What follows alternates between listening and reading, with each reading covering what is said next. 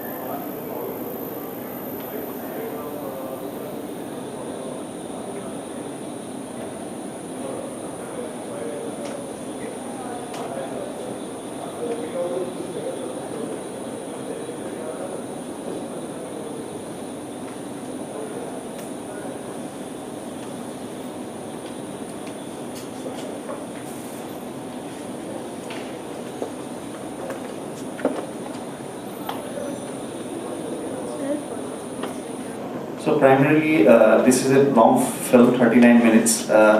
So this whole work was basically, even though we, as Ranjit and Vivek said, we are from Northeast, but we have been shying, or in a sense have a stand where we are not dealing the image of Northeast directly. It's a very non-representational approach to image. There is this whole logic in which we base our whole image construction, is this whole history of violence and things, which is we deal more into the realm of perception. It's a perception image. So somewhere Residue is, it's a film about 40 years of violence, but there is no image of violence. It's a film which is shot in an old thermal power stations, and it is basically, now the film is it is designed for a Dolby kind of a, experience. It is an experience. It's designed to be like that. So so this is the work, and probably if you want to know something, we can encounter that while we're talking questions. Yeah, so this next work is titled Nishan 1. It has been shot in Kashmir, in Srinagar, in a derelict apartment there. And the whole work is, because the video didn't really work, I think, because of the light conditions right now. So I'll just show you some installation stills here of the work. This is an installation at the Solomon Guggenheim Museum in New York. And this work is a 40 feet long video installation with 4 channels of sound. So, there is an ambient layer of sound.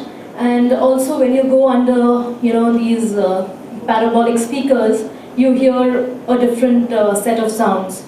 And this work is entirely video, and it has a number of insets of video. So each window is a different video which is kind of stitched together. So it's almost like a montage in video.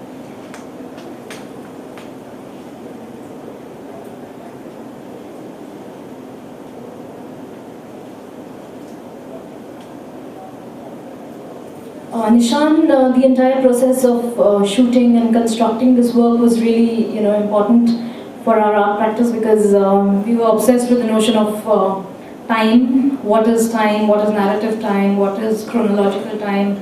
Does it really exist? And all those kind of questions, and also with space. So here, what we have done consciously is to, in a way, deconstruct perspectival space. So different perspectives collide in this work. And that was, I think, the important part for us.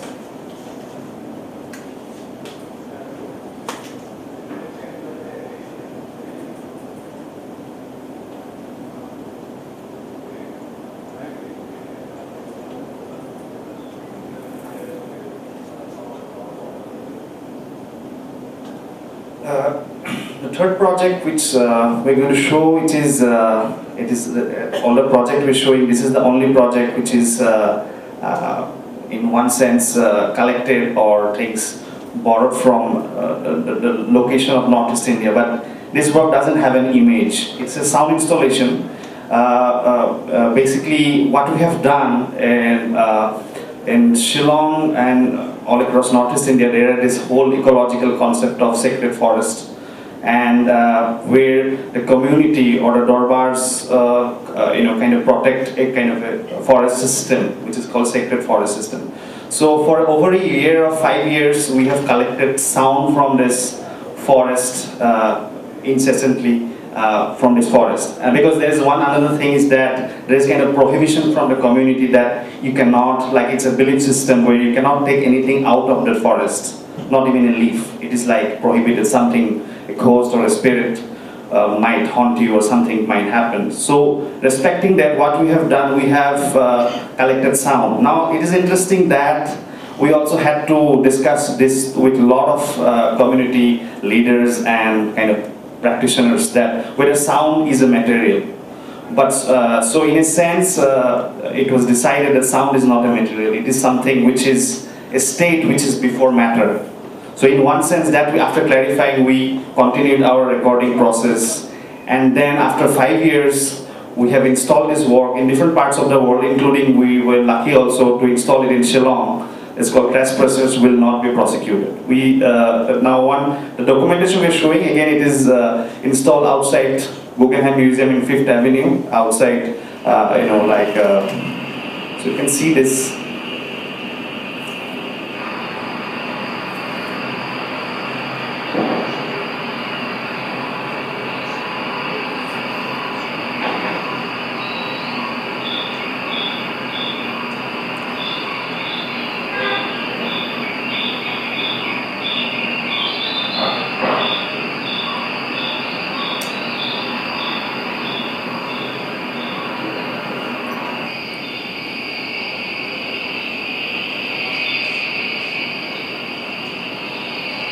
So the whole, also the point is also to create a sense of false memory. So in a sense, before New York, we've installed this in Berlin and Rome, and for a period of 4 months, this was like in New York, we were able to get permission from the city council to play it for 24 hours.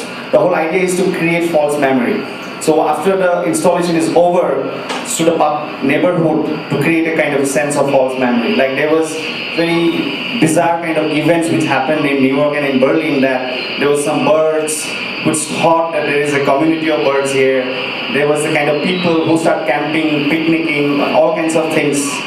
And like a whole sort of thing which happened. So in one sense also, it was an experiment in public space and sphere where, what would happen with kind of this notion of sacred.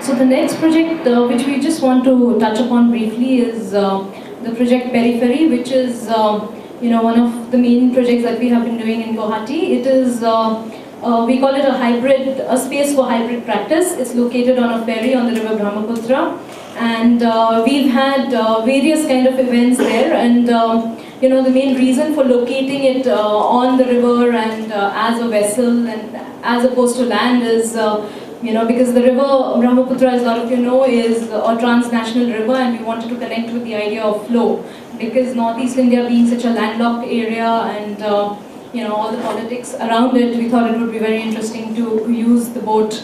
And also the history of these spaces, these boats is really interesting, because in the British times they were used a lot for ferrying people and goods, and now a number of them are derelict. And this is located bang on Guwahati it's docked there, so it's also between land and water.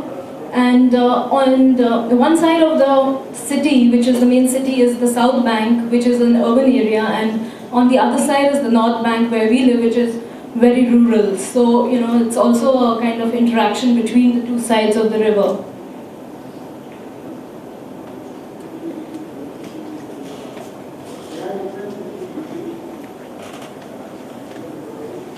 And we've also been very interested in the notion of what constitutes a public space.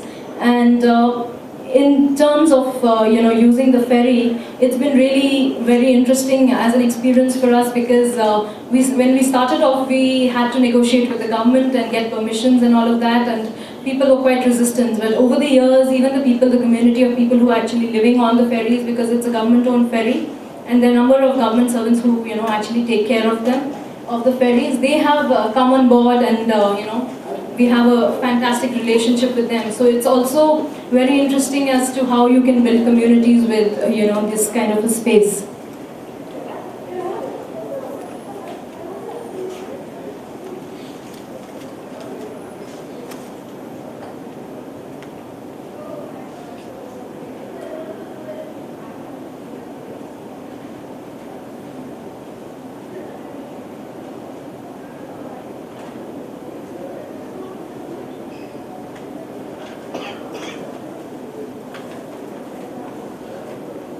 I'll just give you a little bit of an idea of the kind of projects we've had. We've had residencies, we've had workshops, conferences, symposiums. So when artists come and, and there have been artists who've actually lived on the ferry. They've made, like this is an example of 2 video works that were made in 2007-8 in one of the first residencies we had. And being on the river, most of the artists are inspired by, the area when they are making work.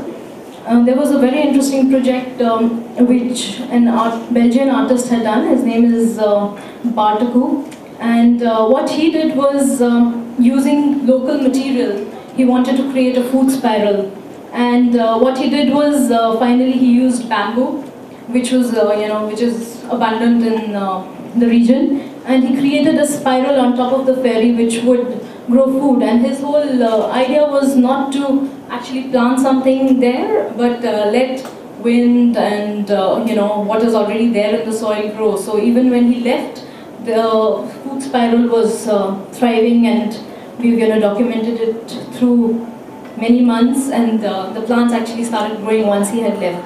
So we've done a wide range of projects on the ferry. There has been a lot of experimentation with food as well, with living on the ferry. And it's stationary as yet, but we hope to move it in the future.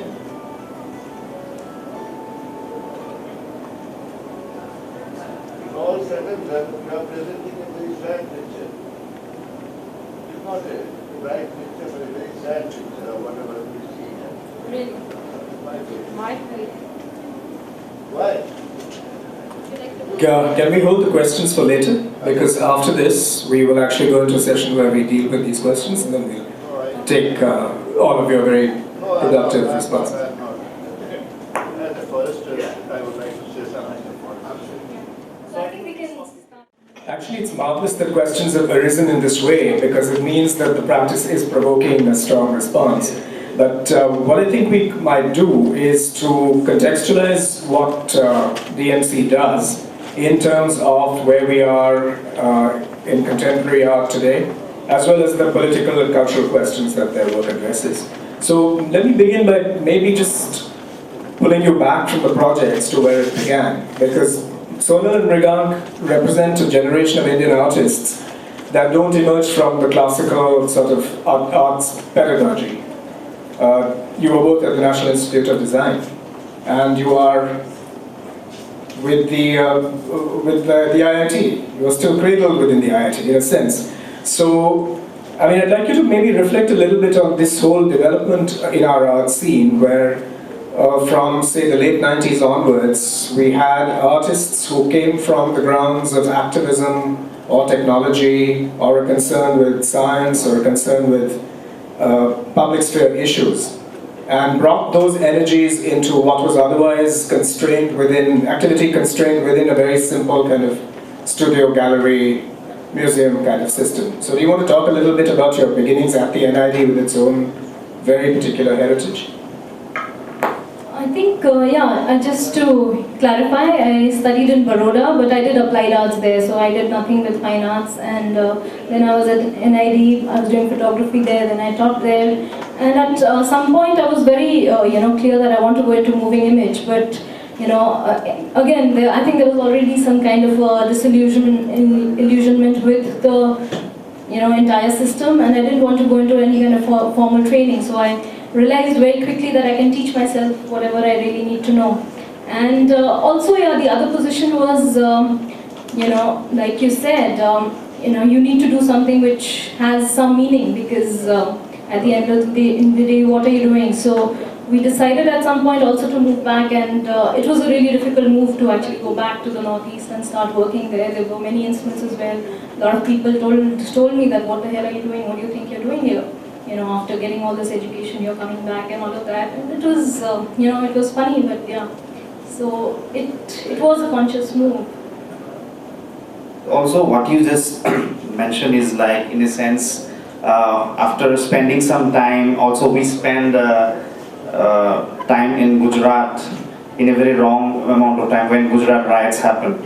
So what struck us that it was like a cartography of conflict, which was basically following us, whether it was Northeast, whether it was Kashmir, it was Gujarat. So in a sense, to make sense of our own practice, in a sense what Sonal is mentioning, so there was this whole need for a collective kind of emergence of a collective action, which needed to. So that's made us go back, and because I also was in sciences and kind of a thing. So somewhere this whole, what periphery signifies in one sense, to set up a kind of a laboratory situations, which is basically a site for experimentation, not something, because I never wanted to be an artist in a sense, primarily, because I was trained as a filmmaker, but in a sense, somewhere the space which the contemporary art as well as film was not providing for experimentation in India. So that was, in a sense, that move was very important.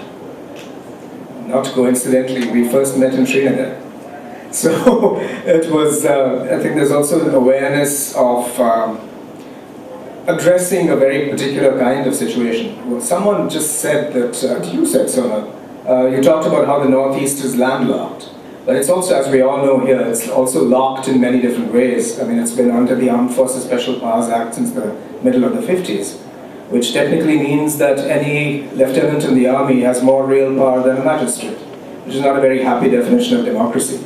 So when you chose to go back, so to speak, you clearly found yourself also addressing a situation with many, many deficits in just plain normality of what citizenship entails, but also the need to break out of this constrained region where you can't even trade with your geographical neighbors, and consider a way of attending to the larger Southeast Asian contexts of your location. Do you want to talk a little bit about that? Also with the notion of the barge, the river and flow. So it's a different notion of how to imagine yourself. So already by the time we started working, there was this whole kind of political reimagination that Northeast India is a zone, like a buffer zone between South and Southeast Asia. So in a sense, like post-1947, most of these kind of flows were blocked.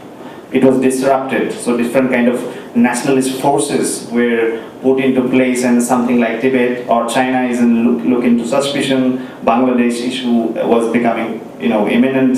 So all these questions were becoming kind of a thing. But somewhere, like for us to make sense, it was the river, which was basically about a natural flow. Like as I already mentioned, that Brahmaputra being a transnational river, which is basically starts in Tibet and goes through Assam and Northeast and goes to Bangladesh. So in that sense, and it has different names. So it talks about a natural sort of flow, which Manuel Castells talks about different sorts of flows. So basically nationalism also brings a different kinds of disruption of flows. So in a sense, this whole connection to Asia and Southeast Asia, and most of our project now, we like in the project periphery.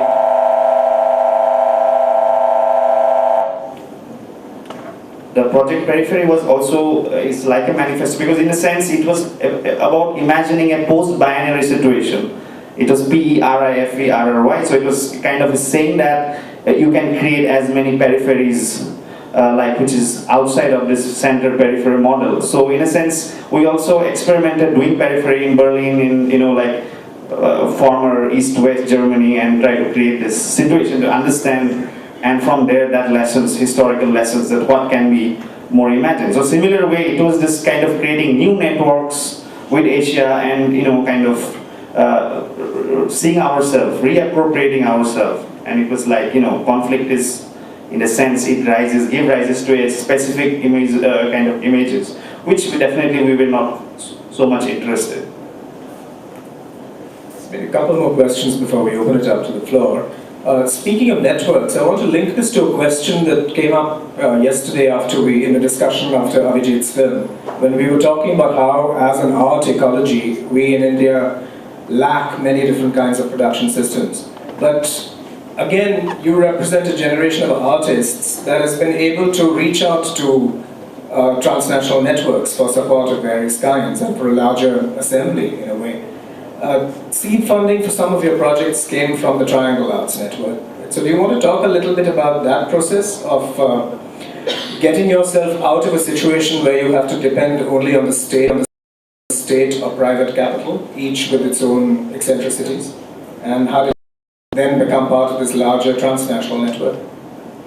Yeah, I think that is a really important thing as artists who are trying to even create something more than just your own art practice. When you're trying to create a space, it's extremely difficult even now that, you mentioned that we did get some support and all of that. Even now we have a small grant, but it's still really, a difficult situation, because one thing that you realize once you create a space and you create some kind of energies is that you want it to sustain, because it takes so much to build something, and then sustainability is a huge question, which I think I don't think that's even sorted even now, because it's just everything is just for 2 years or 3 years and things like that. So we need to find alternative forms of funding, and we've been told to our face, in places like Amsterdam, that India is a rich country now. You have the Ambanis and the Tatas invite you. Why are you coming to us for funding? So that is the perception in the West, and it's the entire scenario is changing. So we are still struggling with that, and we're still trying to find ways of fundraising for ourselves. Basically, definitely, it is what we did is kind of it was an extension of all the collective movements in India at the same time as was all the networks which is forming in late 90s. Definitely, we collaborated with Coach in the beginning years for the project Periphery, which is part of the Triangle Network, and through which networks we were able to receive and host a lot of international artists who would come, and the whole thing was that we wanted people to host people for a longer period, not for a brief period of time. The whole idea is to engage into the region. So it is also created out, because something we were just discussing with Sanjay Hazarika, that the whole notion of outsider, now it is becoming very important in primarily in India, and as well as particularly in Northeast India, who is an outsider, who is an insider.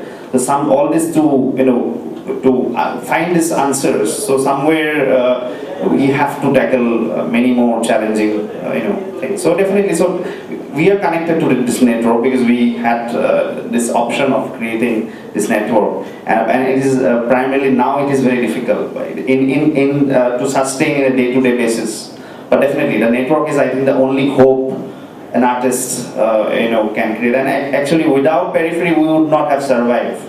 To be very frank, because we were very isolated in a place where there was no gallery, no museums, no institutions, no fairs, something of that sort.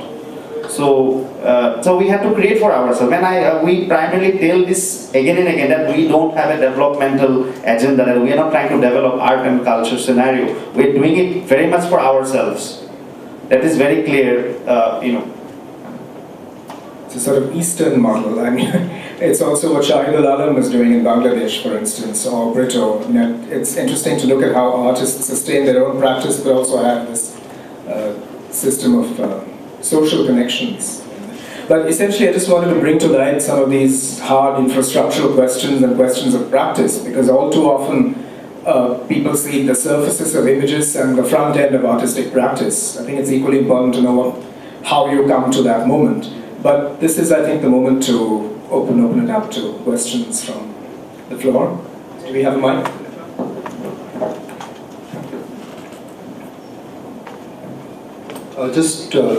When you were talking about the sound not being a material, and therefore which could be extrapolated or extracted from the sacred spaces, was this a decision that came from the leaders you were talking to? Was this something you led them to decide?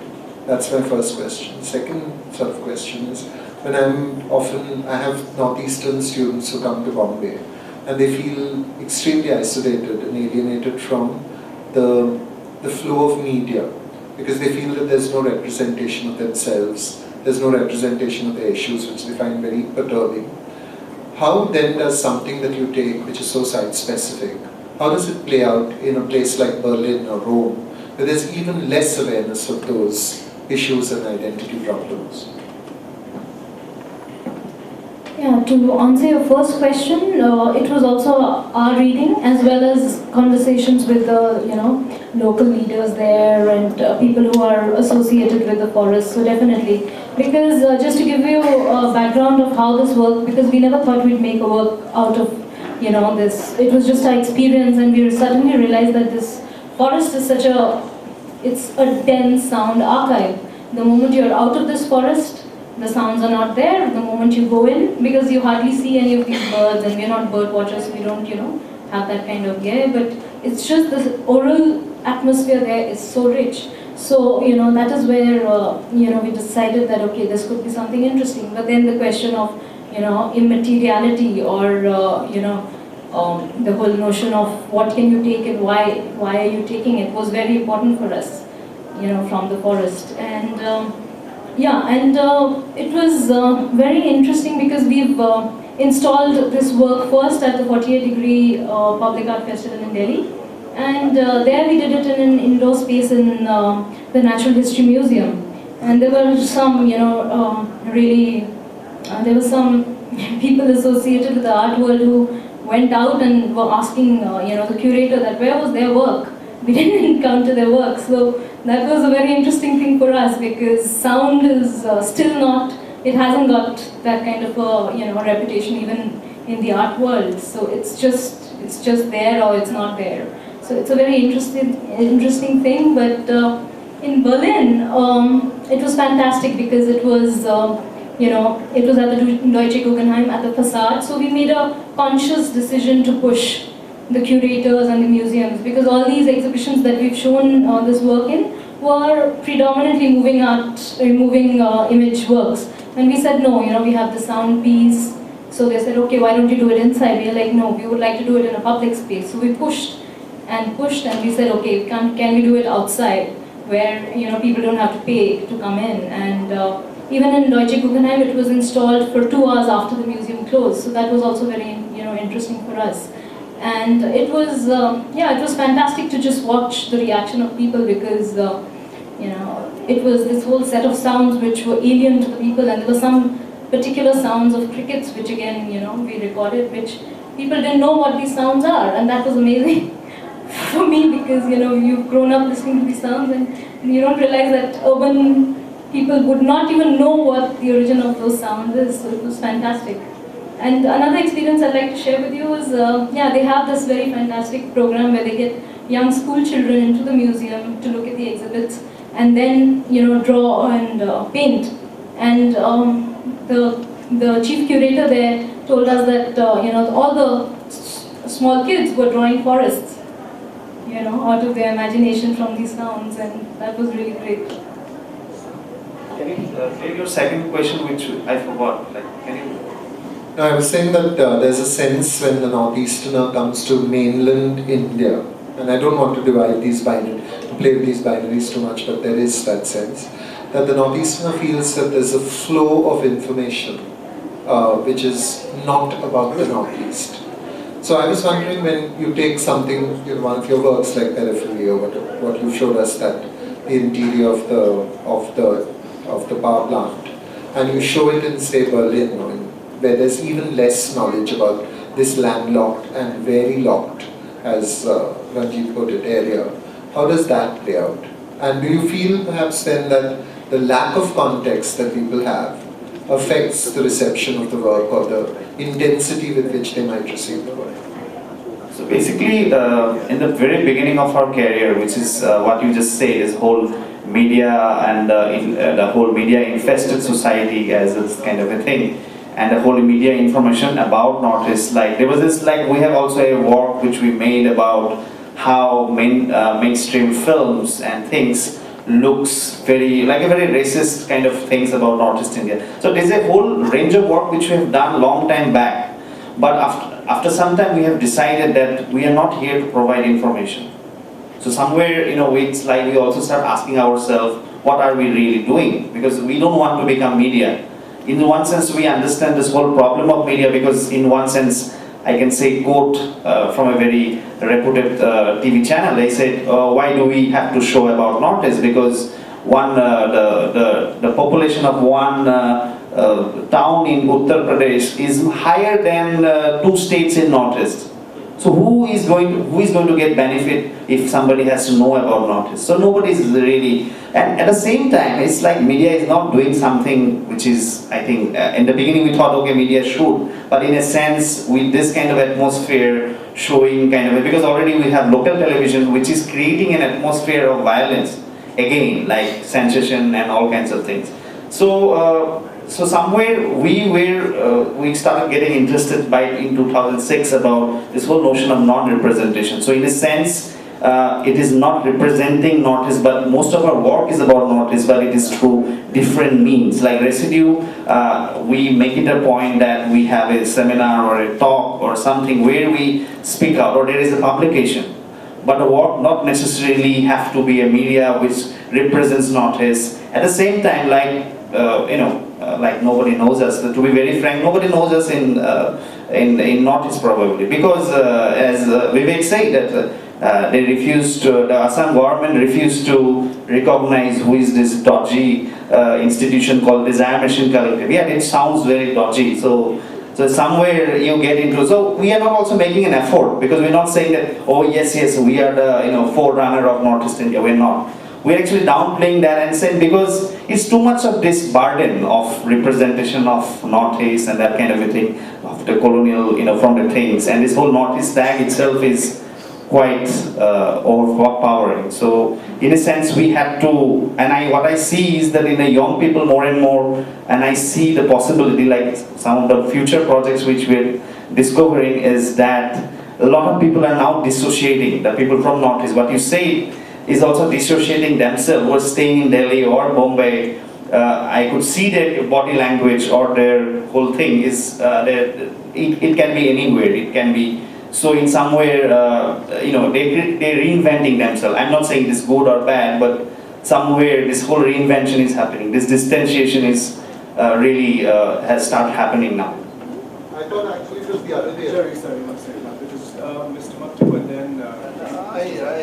This particularly coming from Kashmir, you may, the way you've gone about it, Goa now is engaged in some culture creation and creating institutions, but we also have, no real galleries, no fairs, it's only recently actually, Ranjit's the person who started it with the show called Mriganka, that we're starting to do something a little bit different. But there's a lot of resonance, and really that we're building can also be within the country, or Mr. Madhu's country. It can between Goa and Northeast. But thank you so much, and Ranjit, that was absolutely fabulous. A big hand.